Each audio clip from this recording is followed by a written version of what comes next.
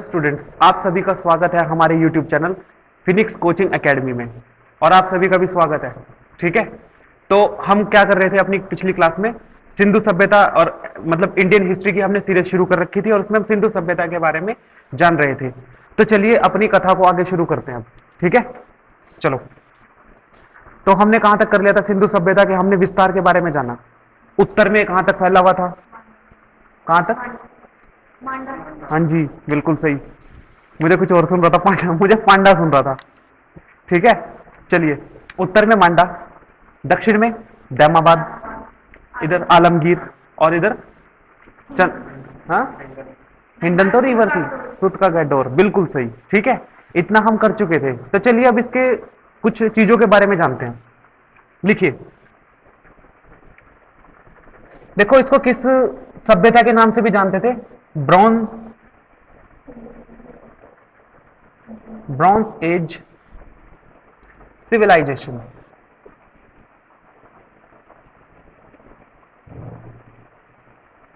मतलब कांस्य युगीन सभ्यता। कांस्य युगीन सभ्यता। देखो सिंधु सभ्यता यानी कि जो इंडस वैली सिविलाइजेशन है, इसको जाना जाता था किसके नाम से? कांस्य युगीन सभ्यता। और शायद मैंने आपको पिछली क्लासेस में यह भी बताया था कि कांस्य युगीन सभ्यता का नाम इसका क्यों पड़ा, बताया था। इसलिए पड़ा इसका कांस्य युगीन सभ्यता क्योंकि इसी टाइम पे कांस्य की खोज हुई थी, यानी कि ब्रॉन्ज की खोज हुई थी। और कांस्य किस किस से मिलकर बनता है? ब्रॉन्ज मिलकर बनता है कॉपर और टीन से। जब इन दोनों को मिक्स कर दिया जाता है तो क्या बन जाता है? ब्रॉन्ज। ठीक है, और ये बनाने की आवश्यकता क्यों पड़ी? इसको बनाने की आवश्यकता इसलिए पड़ी क्योंकि पहले जो खेती वगैरह होती थी वो तांबे के से होती थी, तांबे के धातु के औजार होते थे। तो क्या होता था, जैसे एक्स होती थी तांबे की, मतलब कुल्हाड़ी, ठीक है, हैंड एक्स बोलते हैं जिसको। तो अगर उसको यूज में लाते थे ना, जो तांबा है वो हल्की धातु है, उसको यूज में लाते थे वो बिंगी हो जाती थी, मतलब मुड़ जाती थी। हल्का यूज करते थे वो भी ऐसे हो जाता था। तो किसी महान विद्वान, आप जैसे लोगों में से किसी एक ने, उसमें से कोई इंटेलिजेंट बंदा था, साइंटिफिक टेम्परामेंट वाला, उसने कहा ऐसे काम नहीं बन रहा, कुछ करते हैं इसमें एक्सपेरिमेंट। खुराफाती लोग तो होते ही हैं वैसे, हमारी क्लास में भी है कुछ, और कुछ वहां पर भी थे। कह रहे ऐसे काम नहीं बन रहा, कुछ करना पड़ेगा। और उन्होंने क्या करा? कॉपर के अंदर टीन को मिला दिया। जब उन्होंने कॉपर के अंदर टीन को मिलाया तो कुछ नई चीज बन गई। लेकिन ये कॉपर से ज्यादा मजबूत था, टिकाऊ था। ठीक है, कॉपर से ज्यादा टिकाऊ था, मजबूत था, जो मतलब इसकी अपेक्षा बहुत ही बढ़िया चल रहा था ब्रॉन्ज। तो ऐसे ही पड़ा, और जब ये चलने लगा तो क्या हुआ कि सभी लोगों ने, इसका विस्तार बहुत अधिक तीव्र गति से होने लगा, हर जगह ब्रॉन्ज का उपयोग होने लगा। मैंने नृत्यकी की मूर्ति बताई थी आपको, अ डांसिंग गर्ल, जो ब्रॉन्ज से मिलकर बनी थी। ठीक है, यानी कि अब वही बात है कि कोई नई नई चीज जैसे प्रयोग में लाई जाती है ना, तो उसका हुआ एकदम उठ जाता है। होता ही नहीं होता है, हर जगह देख लेना चाहे, जैसे किसी की हवा चली लोग उसके पीछे, होता ही नहीं होता है। तो ऐसी जो ब्रॉन्ज एज सिविलाइजेशन है, इसलिए इसका नाम पड़ गया क्योंकि इसका विस्तार बहुत अधिक होने लगा, इस धातु का प्रयोग बहुत अधिक होने लगा। इसीलिए सिंधु सभ्यता को कांस्य युगीन सभ्यता भी बोला जाता है। समझ आया? चलिए आगे बात करते हैं हम इसकी कुछ इंपॉर्टेंट सिटीज की। जैसे इसमें था एक नगर हड़प्पा। क्या नगर था? हड़प्पा, जो इसके एक प्रमुख स्थल था या नहीं था? प्रमुख स्थल था या नहीं था, बताओ। तो हड़प्पा के बारे में बात करते हैं कि इसकी बहुत फेमस फेमस सिटी थी, एक तो था मोहनजोदारो और एक था हड़प्पा। ठीक है, हड़प्पा से कुछ ऐसे अवशेष मिले हैं, देखो कौन कौन से मिले हैं, अब उसके बारे में बात करते हैं। अगर बात करते हैं कि हड़प्पा से हमें क्या मिलता है, किस चीज के अवशेष मिलते हैं? बिगेस्ट बिल्डिंग, सिंधु सभ्यता की सबसे बड़ी विशाल इमारत, बिगेस्ट बिल्डिंग, अ 12 रूम ग्रेन यार्ड।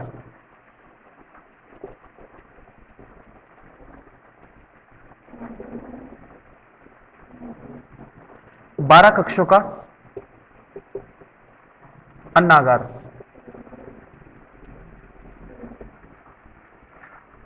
देखिए आपसे यही एग्जाम में पूछ लिया जाएगा क्वेश्चन कि सिंधु सभ्यता की जो सबसे बड़े जो बिल्डिंग थी, सबसे बड़ी बिल्डिंग थी, वो कहां से मिली? हड़प्पा। अब इसको याद कैसे करोगे? ट्रिक का बताऊं? देखो, सबसे बड़ी बिल्डिंग किसकी होनी चाहिए, आप बताओ? सबसे बड़ी बिल्डिंग, विशाल इमारत किसकी होनी चाहिए? सबसे पहले लोगों की आवश्यकता क्या है? खाना है, नहीं है? और ग्रेन यार्ड रखने के लिए इन्होंने 12 कमरों का, मतलब 12 कक्षों का एक वो बनाया था, बिल्डिंग बनाई, इमारत बनाई, ताकि ये स्टोर कर पाए किस चीज को? अनाज को। समझ आया नहीं आया? पहले बताओ, क्या कर पाए स्टोर? ये अनाज को। और ये कहां से मिलती है बिल्डिंग हमको? हड़प्पा से। समझ आया नहीं आया? हड़प्पा से मिलती है। ये समझ आया? पहले बताओ, बिगेस्ट बिल्डिंग कहां से मिलती है सिंधु सभ्यता की? हड़प्पा से मिलती है, जो क्या था? सिर्फ एक 12 कक्षों का अन्नागार, यानी कि यहां पे फूड को स्टोर करके रखा जाता था। सिंपल सा लॉजिक लगाओ कि इंसान की आवश्यकता क्या है? पहले खाना ही तो है नहीं है? बिल्कुल। चलिए, अगर बात की जाए हड़प्पा से इसकी प्रमुख फसलें कौन कौन सी थी? इसकी अगर प्रमुख फसलों की बात करें तो वो थी जौ और गेहूं, वीट एंड बार्ले। मतलब बार्ले ही हो गई और वीट ही हो गया, गेहूं, वीट और बार्ले। ठीक है। देखिए, दूसरी चीज क्या मिलती है यहां से हड़प्पा से? आपसे पूछा जाता है एग्जाम में, प्रीलिम्स में आते हैं क्वेश्चन, क्या पूछा जाएगा आपसे कि दूसरा क्या मिला यहां से? A grain yard, graveyard, sorry, a graveyard. मतलब इसका नाम क्या था? R37, समाधि 37। नाम ऐसा है, ये मत सोच लेना उस समाधि में से 37 बूथ मिले, अध्यक्ष यहीं बैठे भाई, शकल ऐसी बना के बैठे, ऐसे घूर रहे। अबे पढ़ लो यार, पढ़ लो। यहां ये मत सोचना 37 बूथ मिले यहां से, वो तो बतेरे हैं। ठीक है, कितने? 37 इस जगह का नाम था, ठीक है, समाधि का। यहां से कंकाल मिले 57, मानव कंकाल। कितने? 57 मानव कंकाल प्राप्त हुए। ठीक है।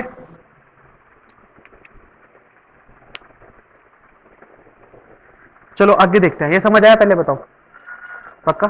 हाँ जी, आप 37 नहीं है, 57 है। अपने साथ औरों को भी लेके आओ, इतने से काम नहीं चलने का, ठीक है? हाँ जी, चलिए।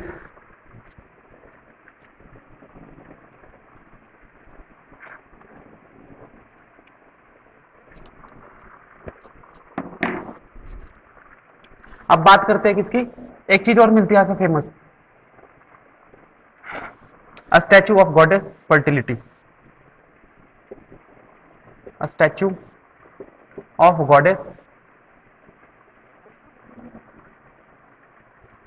Of fertility.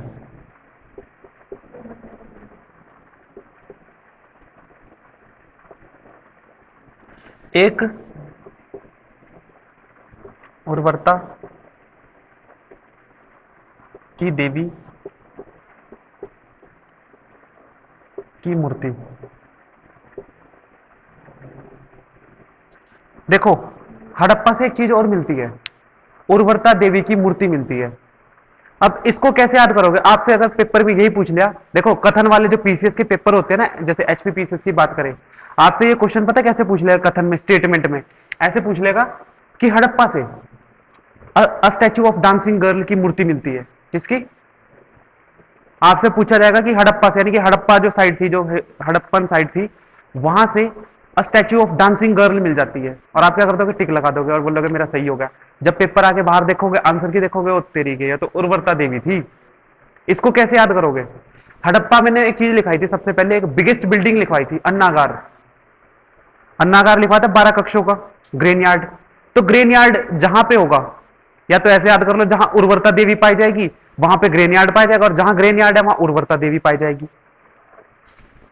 Statue of goddess of fertility, Harappa. समझ आया नहीं आया? अब दोनों को कैसे याद करोगे?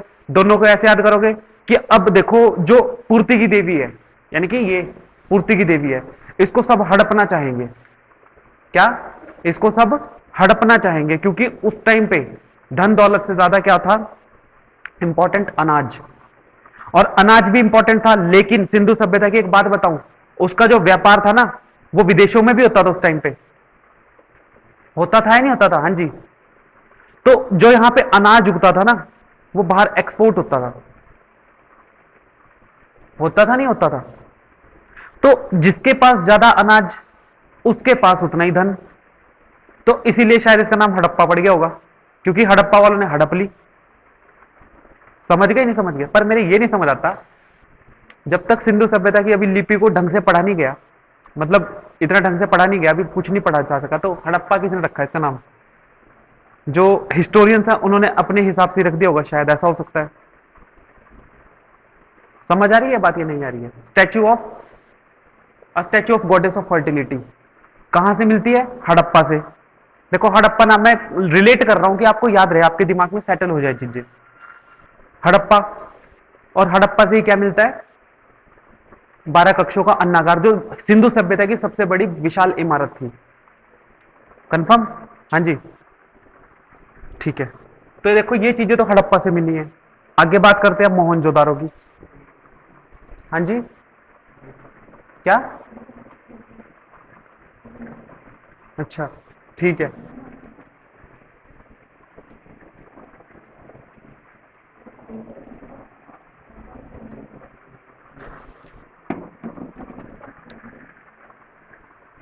लिखो अब मोहनजोदारो।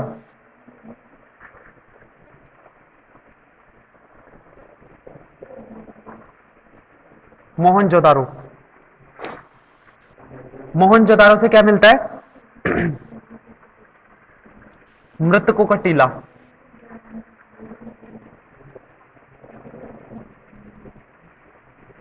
मोहनजोदारो से मिलता है मृतकों का टीला, माउंट ऑफ डेड।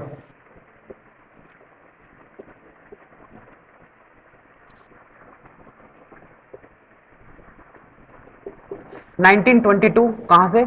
1922 में इंडस के पास। ठीक है। अगर मोहनजोदारो की विशाल इमारत की बात की जाए तो यहां से क्या मिलता है? बिगेस्ट बिल्डिंग कौन सी मिलती है?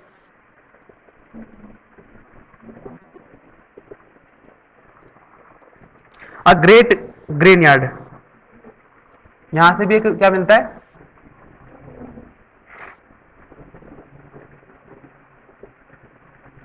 अ ग्रेट ग्रेन यार्ड, एक विशाल अन्नागार।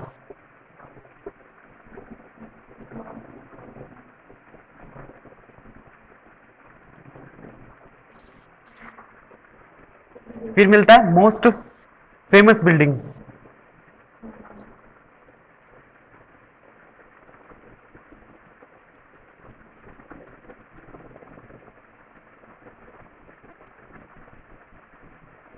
क्या मिलता है? A great bath.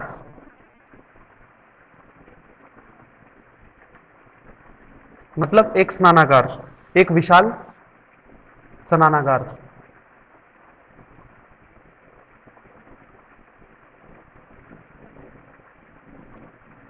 ठीक है, क्या मिलता है? एक विशाल स्नानागार। ठीक है, समझ आया? अब देखो तुम कंफ्यूज कर जाओगे, क्या कहां कंफ्यूज करोगे? देखो ग्रेन यार्ड तो दोनों जगह मिल रहा है। एक है 12 कक्षों का मतलब ग्रेन यार्ड, वो कहां था? हड़प्पा में था। ठीक है। अब तुमसे पूछा जाए कि मोस्ट फेमस जो बिल्डिंग है वो सिंधु सभ्यता की, वो कहां से मिलती है? हड़प्पा से मिलती है, कौन सी साइड से मिलती है? वो था एक स्नानागार। वो कहां से मिलता है? मोहनजोदारो। इसको पता कैसे याद करोगे? मोहनजोदारो का अगर आपको एग्जाम्पल लेना है, मोहन है भगवान कृष्ण, ऐसे कर सकते हो आप। मोहनजोदारो स्नानागार मिलता है यमुना तट के किनारे। ठीक है, वो सब चीजें आप ऐसे करके कनेक्ट कर सकते हो। कनेक्ट करने की पावर जिसके अंदर है वो इसको रट्टा नहीं करेगा, वो उसको समझेगा। ठीक है, विशाल स्नानागार। और शायद विशाल स्नानागार का जो इसमें जो प्रयोग होता था, सिंधु सभ्यता में जो विशाल स्नानागारों का प्रयोग होता था वो धार्मिक अनुष्ठानों के लिए होता था। ऐसे नहीं है कि स्विमिंग पूल में डेली नहारे में, गर्मी लगी थी चलो जी रिवर व्यू रिजोर्ट। ठीक है, ऐसा नहीं है। वहां पे धार्मिक अनुष्ठान होते थे। धार्मिक अनुष्ठानों में स्नान करने की जो थी ना, तो वहां पे वो किया जाता था। अगर आप एडवांस क्लास में देखोगे ना, तो इसको मैंने और अच्छे से कैटेगराइज कर रखा है। बता रखा है नहीं बता रखा है? तुम्हें बता रखा है, तुम बैठे हो जैसे। अरे तो पीछे वाले पता नहीं क्या कर रहे हैं। हाँ भाई, बता रखा है नहीं? बता रखा है ना। एडवांस क्लास में इस क्लास को और क्लासिफाइड किया गया है। ठीक है, तो इसको समझिए। तो ये समझ आ गया कि मोहनजोदारो से आपको क्या मिलता है? एक विशाल स्नानागार मिलता है। ठीक है, मोहन भगवान श्री कृष्ण, स्नानागार एक विशाल ग्रेट बात स्नानागार। ठीक है, धार्मिक अनुष्ठानों के लिए इसका प्रयोग होता था। अब आप ये कभी गलती नहीं करोगे कि ये हड़प्पा से मिला या कहां से मिला। और सबसे ज्यादा प्रॉब्लम जो होती है ना सिंधु सभ्यता के अंदर, वो साइड को कौन सी चीज कहां से मिली, कैसे मिली, इस चीज में सबसे ज्यादा कॉम्प्लिकेशन होती है। स्टूडेंट गलत कर देते हैं। हड़प्पा की जगह वो लगा देंगे मोहनजोदारो, मोहनजोदारो की जगह वो लगा देंगे। सिंपल तरीका है इसका याद करने का। ठीक है, समझ आया इतना?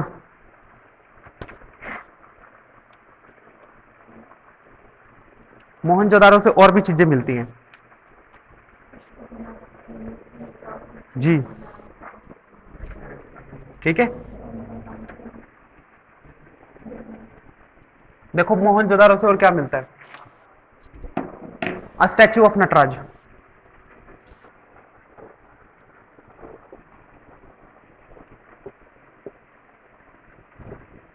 नटराज की मूर्ति मिलती है। नटराज, भगवान शिव का नटराज रूप देखा आपने, नृत्य वाला नटराज की मूर्ति, वो मिलती है। ठीक है, कहां से? मोहनजोदारो से। अच्छा, एक बात बताओ, नटराज की मूर्ति कैसी है? धार्मिक है या नहीं है? पहले बताओ। भगवान शिव की मूर्ति है नहीं है? वो कहां से मिलनी चाहिए? मोहनजोदारो से। क्यों बोला मैंने? मोहन भगवान श्री कृष्ण का नाम है। ऐसे तरीके से याद करो। सिस्टम होता है हर चीज का पढ़ने का। ठीक है, वैसे तो आजकल पता नहीं किसी और का ही सिस्टम चल रहा है, क्यों? लोग कहीं और बिजी हैं, है ना? ठीक है, चलिए बात करते हैं अब किसकी? अ स्टैच्यू ऑफ पशुपतिनाथ।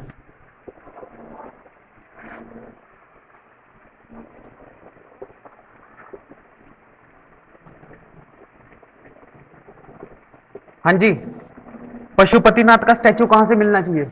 मोहनजोदारो से। ठीक है, और ये क्या है? इनके पशुपतिनाथ की जो मूर्ति का स्पेसिफिकेशन है क्या है? त्रिमुखी शिव।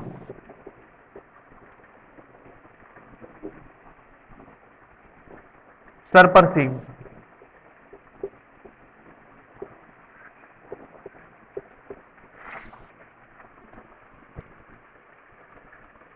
ठीक है ना? और एक और चीज मिलती है इसमें से। वो क्या मिलती है? Most famous statue. ये सबसे प्रसिद्ध स्टैचू है।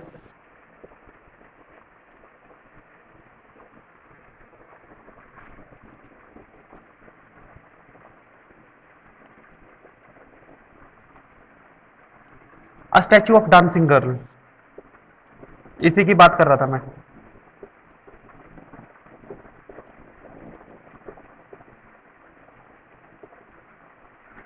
मोहन के लिए कौन दीवानी थी? गोपियां। ऐसे याद कर सकते हो आप इसको। अ स्टैच्यू ऑफ डांसिंग गर्ल। आज भी मोहन के लिए, सुन तो लो, इधर सुनो, मोहन के लिए आज भी वृंदावन में जो है उनकी दासियां, मतलब जो है वो करती हैं, नृत्य वगैरह करती हैं आज भी।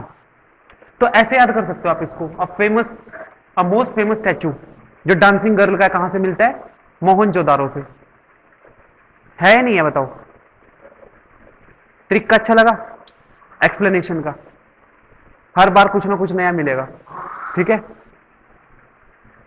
चलिए।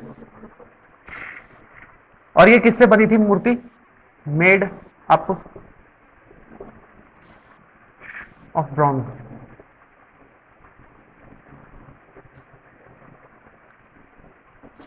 अगली बात करते हैं। अ स्टैच्यू ऑफ,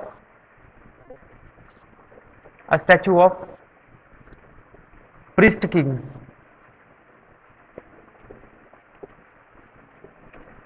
इसकी ना, इनकी पिक देखना तुम गूगल पे। जो प्रिस्ट किंग है ना, ये बिल्कुल ही यहां पे से एक स्टैच्यू मिलता है। कौन सा? प्रिस्ट किंग का। ये नहीं पता चला आज तक ये राजा है या कोई साधु सन्यासी है, क्या मतलब कि एक पुजारी है, क्या है, इनके बारे में कोई चर्चा नहीं है। क्योंकि अगर देखा जाए, अगर इनके गूगल पे आप जब देखोगे ना, प्रिस्ट किंग फ्रॉम सिंधु सभ्यता सिविलाइजेशन, सिंधु घाटी सभ्यता से, तो आपको एक चीज मिलेगी वहां पे। क्या मिलेगा? कि जो इनकी जो बियर्ड है, जो दाढ़ी है इनकी, वो बिल्कुल ही ट्रिम है, जैसे हमारी आज की डेट में। ठीक है, बिल्कुल ट्रिम मिलेगी। पता ही नहीं लगता कि ये सन्यासी हैं, ये क्या है। तो इनको प्रिस्ट किंग की वो नाम से जाना गया है। ठीक है, समझ गए? समझ गए? देखो प्रिस्ट कहां पे मिलेगा? भगवान के पास। और भगवान कहां मिल रहे हैं सारे के सारे? मोहनजोदारो में। और मोहनजोदारो, मोहन खुद भगवान है। तो समझ आ रहा है लिंक? वरना बच्चे यहीं पे कंफ्यूज होते हैं जब छोटे छोटे पटवारी का एग्जाम है, पुलिस का एग्जाम है, एसआई का एग्जाम है, ये क्वेश्चन पूछ ले जाते हैं ना, तो हालत खराब हो जाती है। कितना रटेगा कोई? लेकिन पढ़ने का एक तरीका होता है। कितना रटेगा ये भूल जाओगे। अगर मैं ऐसे ना पढ़ाता ना, ये सारा भूल जाते तुम। ये काम नहीं अपना कि मतलब आए कराए और चले गए, ऐसा नहीं है। समझो, इसको स्टोर करो दिमाग में। और वैसे भी समझो, एग्जाम के लिए भी ना सही, वैसे भी समझो, क्यों? हमारा सिविलाइजेशन है, हमारी सभ्यता है, हमारे भारत की बारे में जानकारी होनी चाहिए, नहीं होनी चाहिए? इसको कनेक्ट करो। धर्म की देखो कितनी ज्यादा गुणगान थे उस टाइम पे, सभ्यता कितनी सिविलाइज्ड थी। देख रहे हो नहीं देख रहे हो? सिंधु सभ्यता सबसे एडवांस सभ्यता थी। जब मैं आपको एडवांस क्लास कराऊंगा ना, एडवांस क्लास में मैं बताऊंगा, आज के साथ कंपैरिजन करूंगा, आज के युग के साथ। इनके पास ड्रेनेज सिस्टम इतना बेहतर था, थोड़ा सा अगर बात कर ली जाए, जितना आज दिल्ली में भी नहीं है। दिल्ली में थोड़ी सी बारिश आई, मुंबई में थोड़ी सी बारिश आई, और नदियां नाले सब सड़कों पे, और लोग वहां पे नहा रहे हैं उसमें। अभी देखा होगा तुमने पीछे। और लोग कह रहे हैं क्या करें, बहुत मजा आ रहा है, दिल गार्डन गार्डन हो रही है। समझ रहे हो नहीं समझ रहे हो? लेकिन अगर आप बात करें सिंधु सभ्यता की, इसका प्रॉपर वेल ड्रेनेज सिस्टम था, निकासी का, जल निकासी का बहुत ही प्रॉपर मैनेजमेंट था, जो आज भी हमारे पास नहीं है। जब एडवांस क्लास में आप ये पढ़ोगे, तो आप ये चीज जानोगे कि मैं आज के साथ भी कंपैरिजन कराऊंगा, आज के समाज के साथ। आज का समाज हमारे जो एंशियंट हिस्ट्री है उससे कितना पिछड़ा है। हम बोलते थे हम सिविलाइज्ड हो गए, सिविलाइज्ड हो गए, लेकिन उनके पास हर एक चीज में बेहतर थे हमसे, हर एक चीज में। पॉलिटिकल, चाहे पॉलिटिकल प्रोस्पेक्टिव से देख लो, चाहे सोशल प्रोस्पेक्टिव से देख लो, ठीक है, चाहे आप सांस्कृतिक प्रोस्पेक्टिव से देख लो, कल्चरल प्रोस्पेक्टिव से, अलग अलग डायमेंशन है इसके। हम नहीं है इतने सिविलाइज्ड। कल्चर हमारे से बेस्ट है। आप देखो इंडिया का कल्चर देखो, देख रहे हो आप ये चीज या नहीं देख रहे हो? तो इसको हम आगे एक्सप्लेन करेंगे, कोई दिक्कत नहीं है। ठीक है, चलिए अब दूसरी बात करते हैं। अच्छा चलो ये बताओ, तुम स्वस्तिक का सिंबल कहां से मिलता है? हाँ जी, ये देखो, चीटिंग कर दी तुमने तो यार हैं। मतलब अब ये बोल दिया ना मैंने कि मतलब जहां पे मोहनजोदारो आएगा, ऑलमोस्ट वहीं से धार्मिक चीजें मिलेगी। बिल्कुल सही कहा तुमने, स्वस्तिक सिंबल भी यहीं से मिलता है। लेकिन हमेशा ये मत रखना याद कि जितनी भी धार्मिक चीजें मोहनजोदारो से मिलेंगी, ऐसा भी नहीं है। ठीक है ना? बस ये चीज याद रखना कि क्या क्या मिला। ठीक है, स्वस्तिक सिंबल क्या है?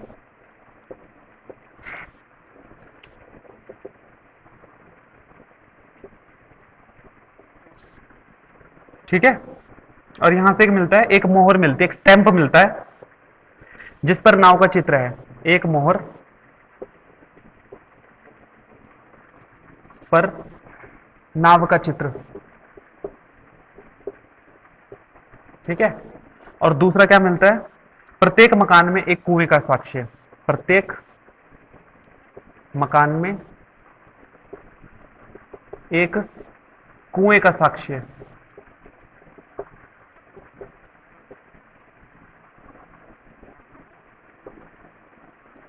ठीक है, ये बात कंप्लीट होती है मोहनजोदारो की। समझ आया नहीं आया पहले बताओ? ठीक है, चलो अभी के लिए इतना करें, बाकी अगली क्लास को हम बाद में कंटिन्यू करेंगे। ठीक है।